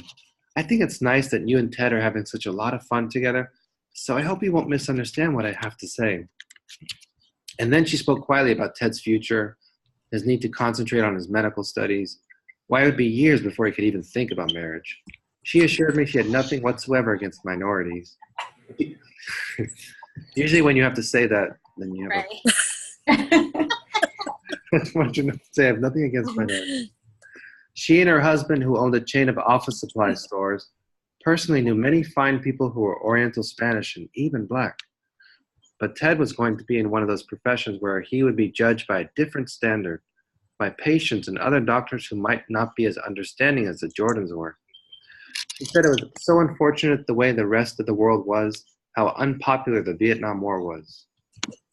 Because, Mrs. Jordan, I'm not Vietnamese, I said softly, even though I was on the verge of shouting. I have no intention of marrying your son. When Ted drove me home that day, I told him I couldn't see him anymore.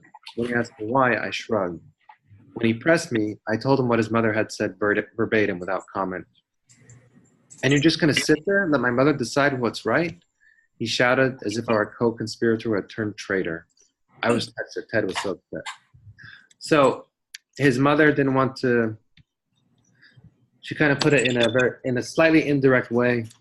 You shouldn't marry me, you shouldn't be with my son anymore because why? He's gonna be a doctor.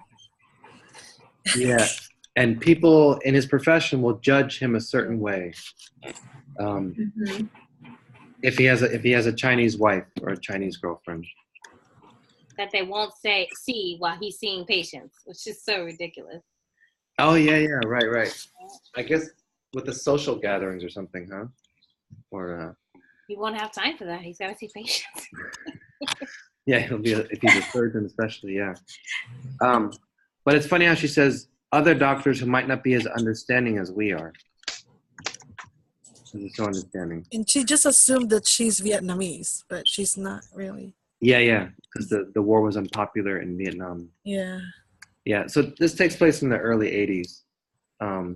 But you can imagine this kind of discussion still happening with some families today. Anyway, this made Ted even more motivated to keep dating her, to kind of rebel against his mother, and to kind of listen to his own sense of romance, his own feelings. So we imagined tragedy hovering over us. We became inseparable, two halves creating the whole yin and yang. I was victim to his hero. I was always in danger and he was always rescuing me. I would fall and he would lift me up. It was exhilarating and draining. The emotional effect of saving and being saved. So it's like they were addicted to the drama of it, right? Mm-hmm. Of being a hero and a victim. Okay, so this short story kind of has like two stories in one to it, right? And you can see the half and half that way. This is one story, how they became married, and then what else happened? Who else read this? And the story about his brother, her brother. Yeah, but just wrapping up this half of the story about how she fell in love with Ted. Oh. Then it goes into what the problems in their marriage. Yeah, but it also it points out that after his malpractice, he went from being the decision maker to shifting all of that on her. And once she appeared to not be able to make decisions immediately or leaving it up to him, it became irresponsible. And there's your responsibility in the matter versus just your decision making. Yeah, right. So he would decide everything. She played very passively. Mm-hmm. And then once he was sued for malpractice in his dermatology practice, he lost confidence and he wanted her more input in the relationship. So he said even like little things like deciding whether which appetizer, credit card or cash, Visa or MasterCard when they went out. Yeah. He kept pushing her to make decisions, and she said, he kept saying, you decide, you can't have it both ways, none of the responsibility, none of the blame. So her answer was always, either way is fine with me. But he says you can't have it that way. So one time he left for a conference in LA, and then over the phone he said, what is it? How did we ever get married? How the hell did we get married? Yeah, but he said that before he left. I'm trying to remember. You could never make up your mind about anything. Yeah, how the hell did we ever get married? Did you just say I do because the minister said repeat after me? As if she never thinks for herself. What would you have done with your life if I had never married you? Did it ever occur to you? This was such a big leap in logic between what I said and what he said that I thought we were like two people standing apart on separate mountain peaks, recklessly leaning forward to throw stones at one another, unaware of the dangerous chasm that separated us. So everyone know chasm? Chasm is a big gulf between a big space. But now I realized Ted knew what he was saying all along. He wanted to show me the rift because later that evening he called from Los Angeles and said he wanted a divorce. Yeah, so over the phone he said officially I wanted to divorce. Ever since Ted's been gone, I've been thinking, even if I had expected it, even if I had known what I was going to do with my life, it still would have knocked the wind out of me. When something that violent hits you, you can't help but lose your balance and fall. And after you pick yourself up, you realize you can't trust anybody to save you. Not your husband, not your mother, not God. So what can you do to stop yourself from tilting and falling all over again? Yeah, so the space here shows that she's going to go back in time, right? To the previous memory when she was growing up with her family. And so she's at kind of a crisis point in her life. The divorce is happening and she's trying to say, what can I rely on? What can I trust right now? And so then she starts reflecting. And so how is this similar to the Reign Over Memphis piece? Present. Wait. It was also switching to different. I guess this time it's past, but in Reign Over Memphis is the future of what's gonna happen. Yeah. So she's going back into a further past now, right, to her childhood, and she's trying to make sense of things. She's reflecting and she's kind of getting into her own mind and memories, trying to figure out like who she is in this moment of crisis and how she got to be who she is. It's kind of similar to the young man there. He's trying to like also piece together his identity in relation to his father and within his father's relation, the relationship between father and son. So it says, my mother believed in God's will for many years. It was as if she had turned on a celestial faucet and goodness kept pouring out. She said it was faith that kept all these good things coming our way. Only I thought she said fate because she couldn't pronounce the TH in faith. So because of her mother's Chinese accent, she thought faith sounded like fate. So what's the difference between faith and fate? What are the connotations there? Faith is something you hope for, and is something inevitable, something that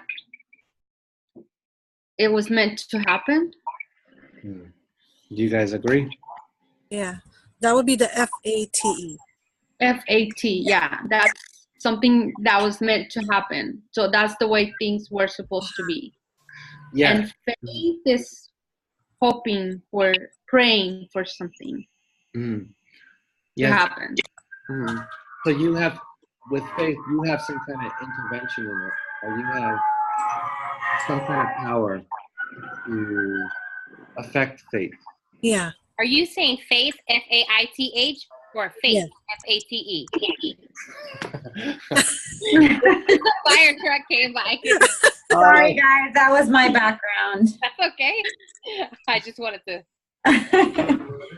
We all sound like Oh yeah, it's still going. And it's so far away too. Okay, is it clear now? Can you hear? Yeah, so Erica was saying that faith with a TH is like you have hope in affecting the outcome, right? The outcome, yeah. Yeah, you pray that the future can be affected by something positive. Whereas faith, with this FATE, things just happen inevitably, right? So you have some kind of individual will in faith. It seems like someone says you don't have faith, or you need more faith, right, in your life. It will make your life better. Faith in yourself and God. So it seems like there's some kind of individual will involved. So you could see here, if the narrator thought her mother was always saying fate, Fate, then that could seem more like passive, right? Like as shit just happens, whether you have faith or not, kind of. Yeah. So maybe that could have affected her character. How about this metaphor here of a celestial faucet? What do you think that means? Like, oh, there's a party. Who's having a party? Someone's having a party. That's Erica. What's the celestial faucet? You know what celestial means? I would probably think like blessing from above. Yeah. Good. Blessings from above. Like a blessing. Yeah. Yes, celestial means of the stars, or of above. So it's kind of like beneficent providence. Yeah. But here it's an image of a faucet. And like God turns on the faucet, and like water coming down, blessings keep coming down. Yeah. So it's like the blessings keep pouring down a faucet. Mm-hmm. So her mother once had a lot of belief, right, in God's will, before she lodged the Bible under the table. And later I discovered that maybe it was faith all along, that faith was just an illusion, that somehow you're in control.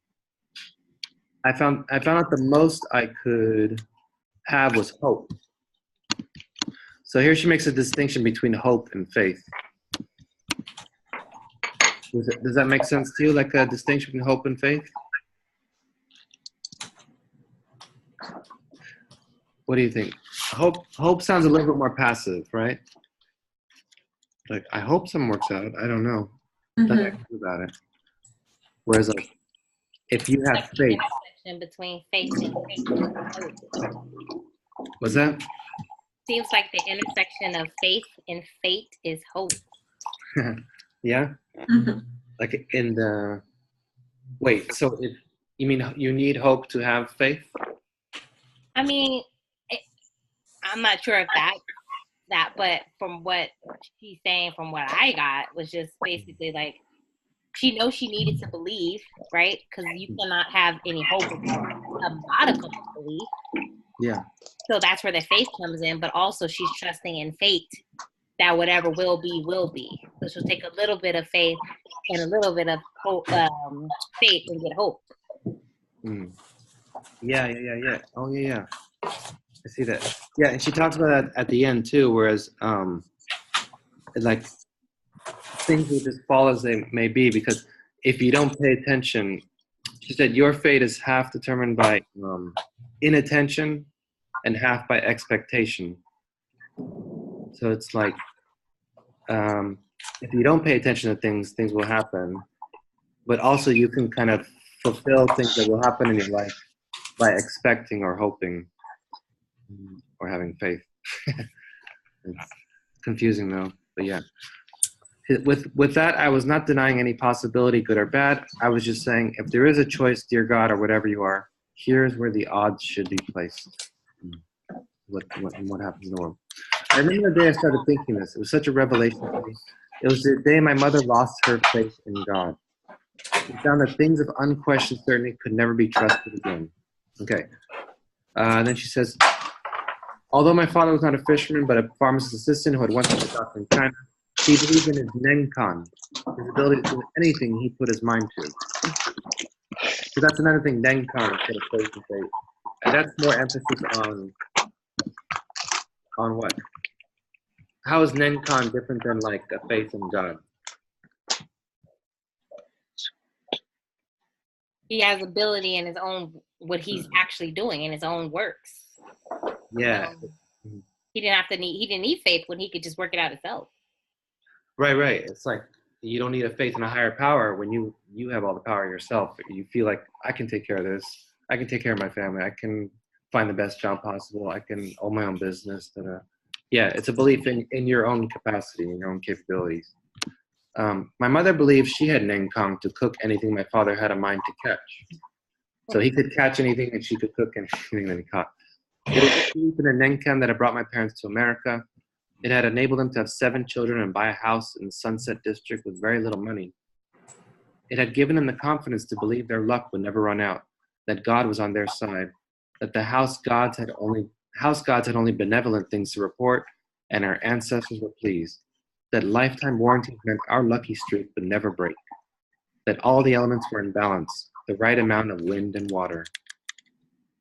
What's the right amount of wind and water? Do you know that in Chinese? Who knows Chinese? Huh? Is it the yin and yang? Yeah, but I think yin and yang is like dark and light. Wind and water is a feng shui. So one of them is wind, one of them is water, feng shui, I believe. So it's like all the energy in balance. The chi, yeah. Yeah.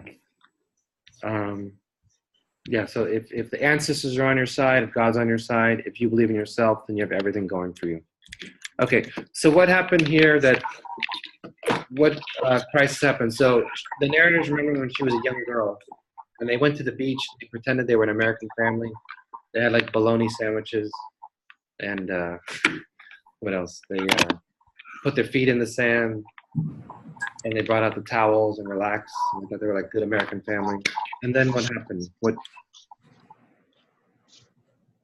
Catherine, did you read this?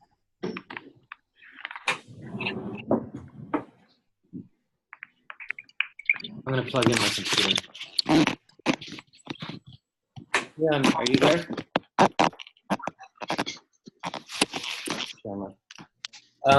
So the little boy. Sorry, I'm plugging in. The little boy got lost to sea, and he was under. They had 7 children, and the youngest one was named Bing. And the narrator was in charge of looking after him. And the boy went after the father who was fishing, and the boy got lost to the sea. And she was just passively looking, and there was nothing she could do about it. Or she felt there was nothing she could do about it. Let's see, where is it? Her brothers' names are all Matthew, Mark, and Luke. What does that sound like, Matthew, Mark, and Luke? From the New Testament Bible. Yeah, from the New Testament Bible. So it shows that what? What about the parents? Religious. They're religious. Religious, and they also heartily adopted like Western society, right? Because they didn't have Asian names. Yeah. Yeah, they have Asian last names, but they were fully into this American experiment with American society. So, okay, and she had the Bible. Then we also find later that she still believes in her traditional rituals. So she kind of combines the two together. Bing is the only non-Christian name among them. And he's the little boy who gets lost out in the water. Just don't get too close to the water, you get your feet wet. My mother had a superstition, in fact, that children were predisposed to certain dangers on certain days, all depending on their Chinese birth date. It was explained in a little Chinese book called The 26 Malignant Gates. There on each page was an illustration of some terrible danger that awaited young, innocent children. In the corners was a description written in Chinese, and since I couldn't read the characters, I could only see what the picture meant. The same little boy appeared in each picture, climbing a broken tree limb, standing by a falling gate, slipping in a wooden tub, being carried away by a snapping dog, fleeing from a bolt of lightning. And in each of these pictures stood a man who looked as if he were wearing a lizard costume. So she had this traditional Chinese book where, depending on the date the baby was born on, what? Wait.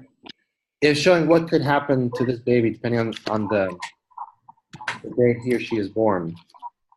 So you have to not be close to a bolt of lightning if on that date the boy is shown getting struck by a bolt of lightning.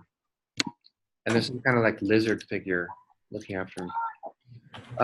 Okay. It would have been enough to think that even one of these dangers could befall a child, and even though the birth dates correspond to only one danger, my mother worried about them all. This was because she couldn't figure out how the Chinese dates, based on the lunar calendar, translated into American dates. So she just kept saying, oh my God, they're all going to happen. So by taking them all into account, she had absolute faith she could prevent every one of them. Sorry, guys. Fire trucks are coming again. Oh, yeah. Let me see if I can mute my... The sun had shifted, moved over the other side of the cove wall. Everything had settled onto place. My mother was busy keeping sand from blowing onto the blanket, then shaking sand out of shoes, and tacking corners of blankets back down again with the now clean shoes. My father was still standing at the end of the reef, patiently casting out, waiting for Nencon to manifest itself as a fish. So the father was fishing, and then Bing says, I'm going to go see Daddy. Stay close to the wall then, away from the water. I see him standing by the wall safe, calling to my father, who looks over his shoulder toward Bing. How glad I am that my father is going to watch him for a while. Bing starts to walk over, and then something tugs on my father's line, and he's reeling as fast as he can. Shouts erupt. Someone has thrown sand in Luke's face, and he's jumping out of a sand grave and throwing himself on top of Mark. So the boys are laughing, playing around. Bing walks out alone to the edge of the reef. In the confusion of the fight, nobody notices. I'm the only one who sees what Bing is doing. Bing walks 1, 2, 3 steps. His little body is moving so quickly as if he spotted something wonderful by the water's edge. And I think he's going to fall in. I'm expecting it.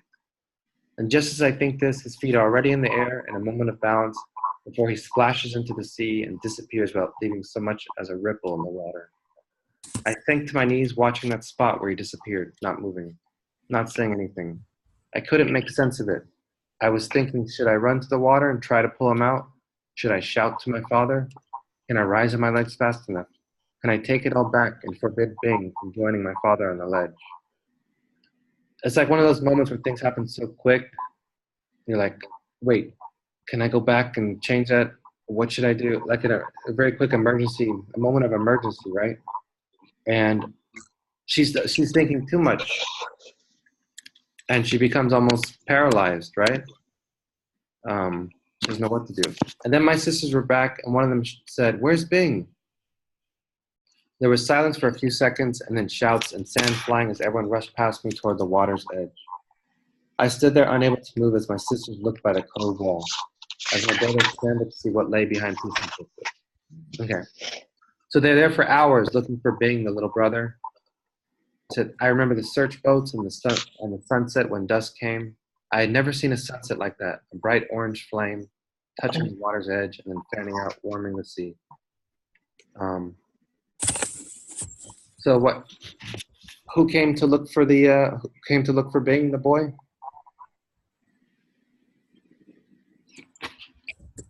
There were search boats from like the Coast Guard and stuff. All right. So what does the mother do after this?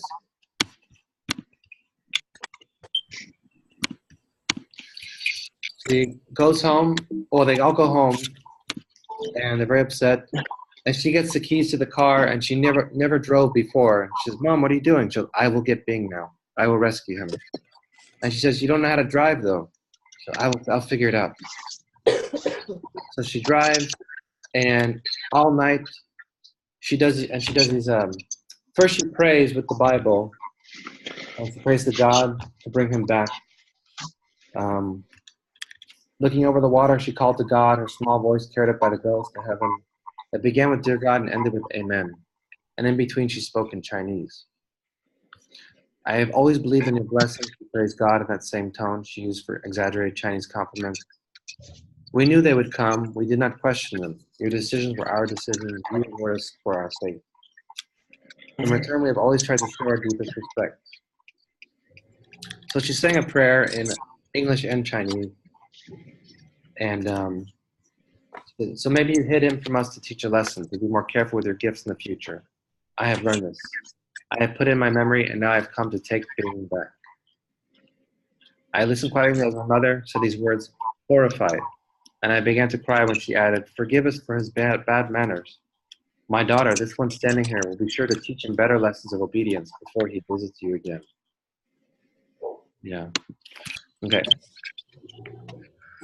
So, then what happens after that? Who read it? Then she does a Chinese ritual, and essentially she believes in that there's a coiling dragon who has her little boy Bing hostage down in the sea, and that he's paying back an ancestral debt. That they stole some water from a neighboring well in China, and she thinks the coiling dragon god is paying the family back by holding Bing hostage. So what she does is she takes her most valuable jewel, like a sapphire, she puts it in the water, and she thinks this will distract the dragon, and he'll let go of Bing, her boy. Once he sees this jewel, he'll be distracted. Oh my God! So he'll try to grab a jewel, and then the boy will come up. So of course it seems kind of ridiculous, but Then he what? comes.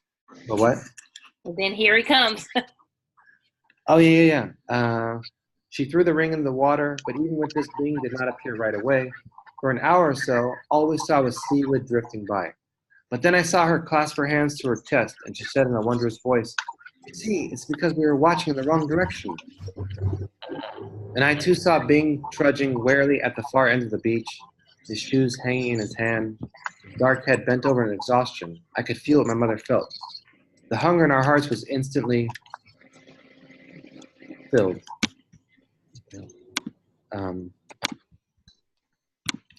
And then the two of us, before we could even get to our feet, saw him light a cigarette, grow tall, and become a stranger.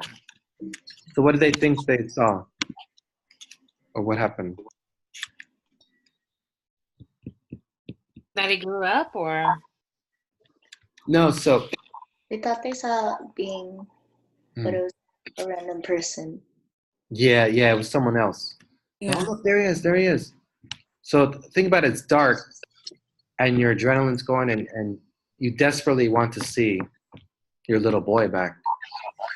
Oh, there he is. And then the kid, and it was an older person lighting a cigarette.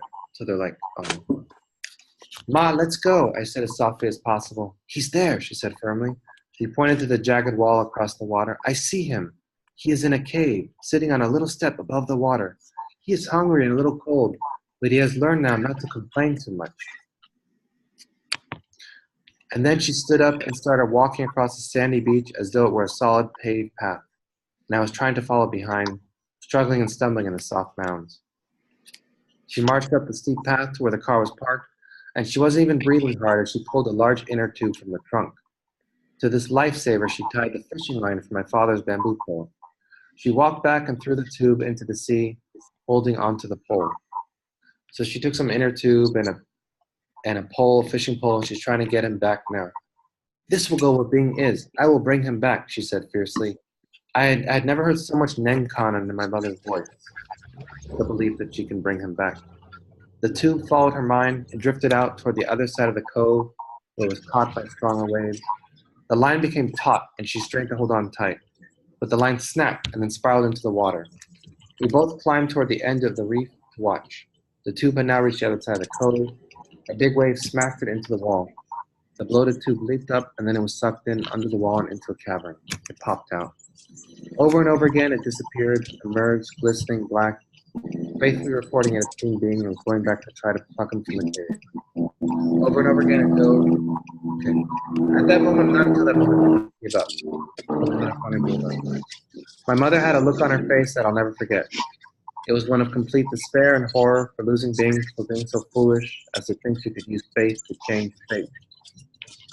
And it made me angry, so blindingly angry, that everything had failed us. I now know that I had never expected to find Bing, just as I now know I will never find a way to save my marriage. My mother tells me, though, that I should still try. What's the point, I say? There's no hope. There's no reason to keep trying. Because you must, she says. This is not hope, not reason. This is your fate. This is your life. What you must do. So she's saying almost like, your actions are your fate, right? Making an effort to save something is your fate.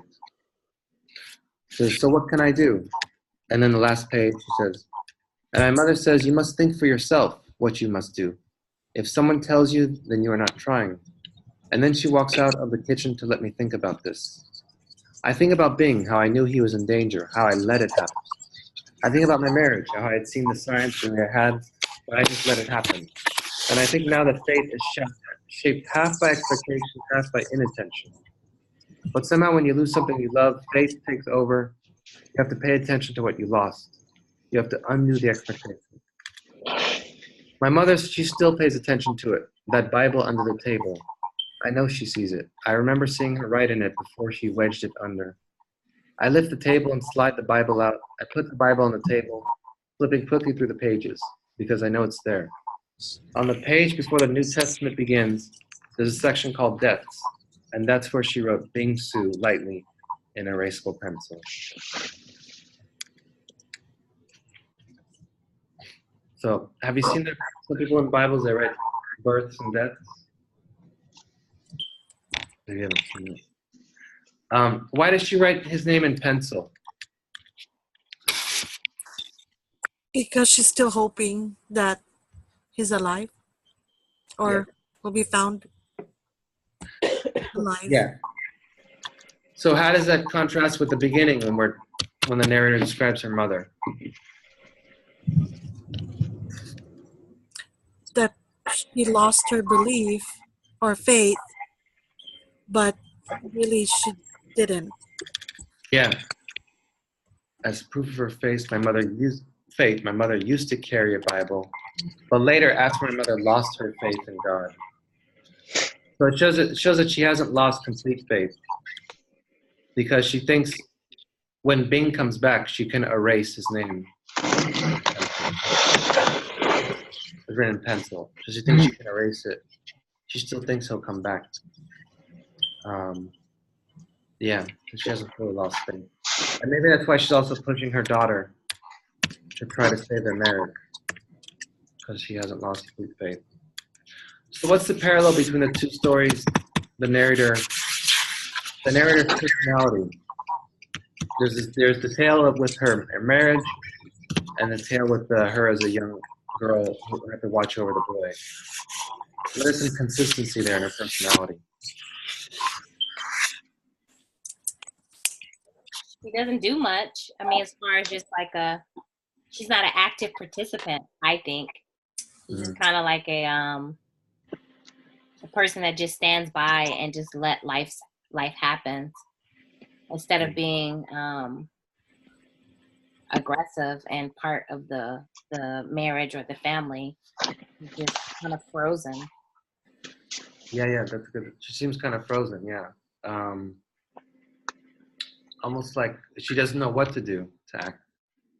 And she's thinking too much and not active enough. Yeah, so she's passive in both instances, Yeah. right?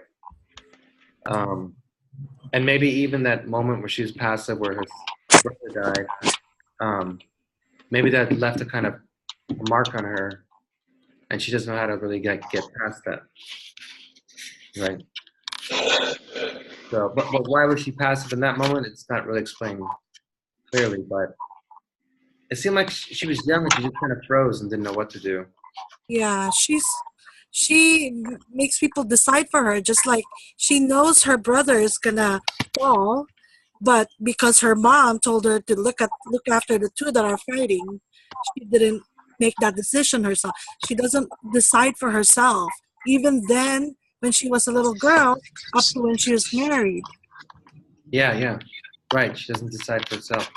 So it seems like though that like what the story is trying to say that, and she's able to see it herself now that because of this crisis and reflecting about who she is in these two different instances, that now she's starting to realize that the importance of faith and in action in Yeah. determining your fate. It's like she's slowly kind of coming through it and how do you say, building herself a new way of looking at the world. And her mother's saying, "I can't tell you what to do," and she's really realizing now how she just let things happen. And so, kind of in writing this story out, it's almost like she's recognizing her faults, trying to move on and be different in the future. Yeah. So, think about how the family kind of combines the Chinese and American Christian beliefs here, and see if you can contrast that with the situation in American and with the mantis and rain clouds. Okay, so it's kind of like a transition from looking at point of view. Here we have a first-person point of view, someone reflecting, going back and forth in time, trying to figure out who they are, and then we have this issue of like, how can cultures how do you say, live together, coexist, different cultures and religions, or what is different experiences. So it's slightly different in Americans and then in rain clouds, but there's some overlap. So read those, and we'll talk about those briefly during the weekend classes before the exam. Okay. Yeah. What? Any other questions? Let's see.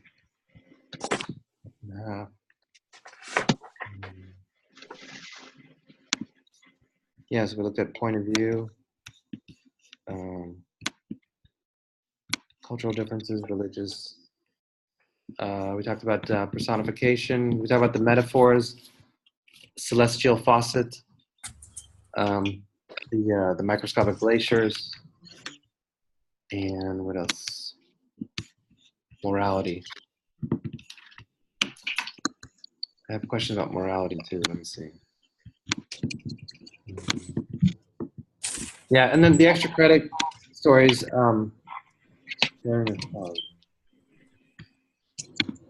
Wait. Resume share. Where are you? Let's see. Okay. Brownies is another story from a first-person perspective. A young girl, and she's in a brownie troop, and she's all her troop's all black, and there's an all-white troop when they go to a summer camp, and they kind of have a rumor that one of them called them the N-word, and then they go and they're gonna kind of like kind of gang up on them and attack them, and then they realize that the troop is actually kind of Down syndrome, and so the reader has like the writer has a couple of realizations about like what's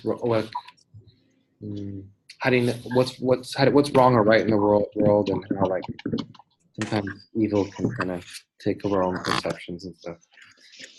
But yeah, you can read that for credit. Yeah.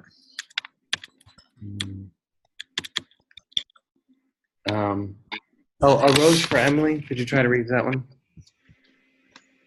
No. It's a really good story. Let's see if you can figure out what the point of view is, just really quickly. Oh yeah, it's from 1930. When Miss Emily Grierson died, our whole town went to her funeral. The men through a sort of respectful affection for a fallen monument. The women mostly out of curiosity to see the inside of her house, which no one save an old manservant, a combined gardener and cook, had seen in at least 10 years. So where's the pronoun here? Is there he, she, I? What's the first? Huh? I, where? I. Where do you see I? Our. O-U-R. Our. Yeah. Our, right. So here it's unique because right away we see it's the perspective of a whole group of people. It's a first person plural. So it's as if the town is speaking as a whole unit. It's almost like a mob think, like a group think. And so that's important for the story because it's all about gossiping about Miss Emily as a very famous woman in this southern town. I mean, she comes from a famous family, a prominent family, and it kind of leads to her like insanity because they all treat her as like this object, this exotic object, and yeah, so that it's unique in that it's all from the town's perspective, but it's a very personal group. Yeah, set on what had once been our most select street. So everything's our and we here. We see Miss Emily do this, we do this. But it's yeah, from the town's perspective. It's kind of unique that way. Okay, but you should read those stories if you have some time. And maybe you can get a couple extra credit points on the test as well. And come to questions class this weekend. I mean, come to class this weekend with questions on those extra credit stories if you read them. Okay. All right. So without any questions, we can conclude then. Without further ado. Well, good. Yep. Yep. You can see me. It's like, yeah. So I'm gonna. I recorded this too for other people who want to check it out, and then there's a timestamp and everything. All right, thank you guys for joining up, spending your evening. Thank you, Professor. Thank you. Thank you, Professor, for your help. Thank you, Professor. Okay. Bye. Yeah, good. Bye, Hassan. You're driving, huh? Yeah, I'm driving. Where's your shirt? How can you see the stories?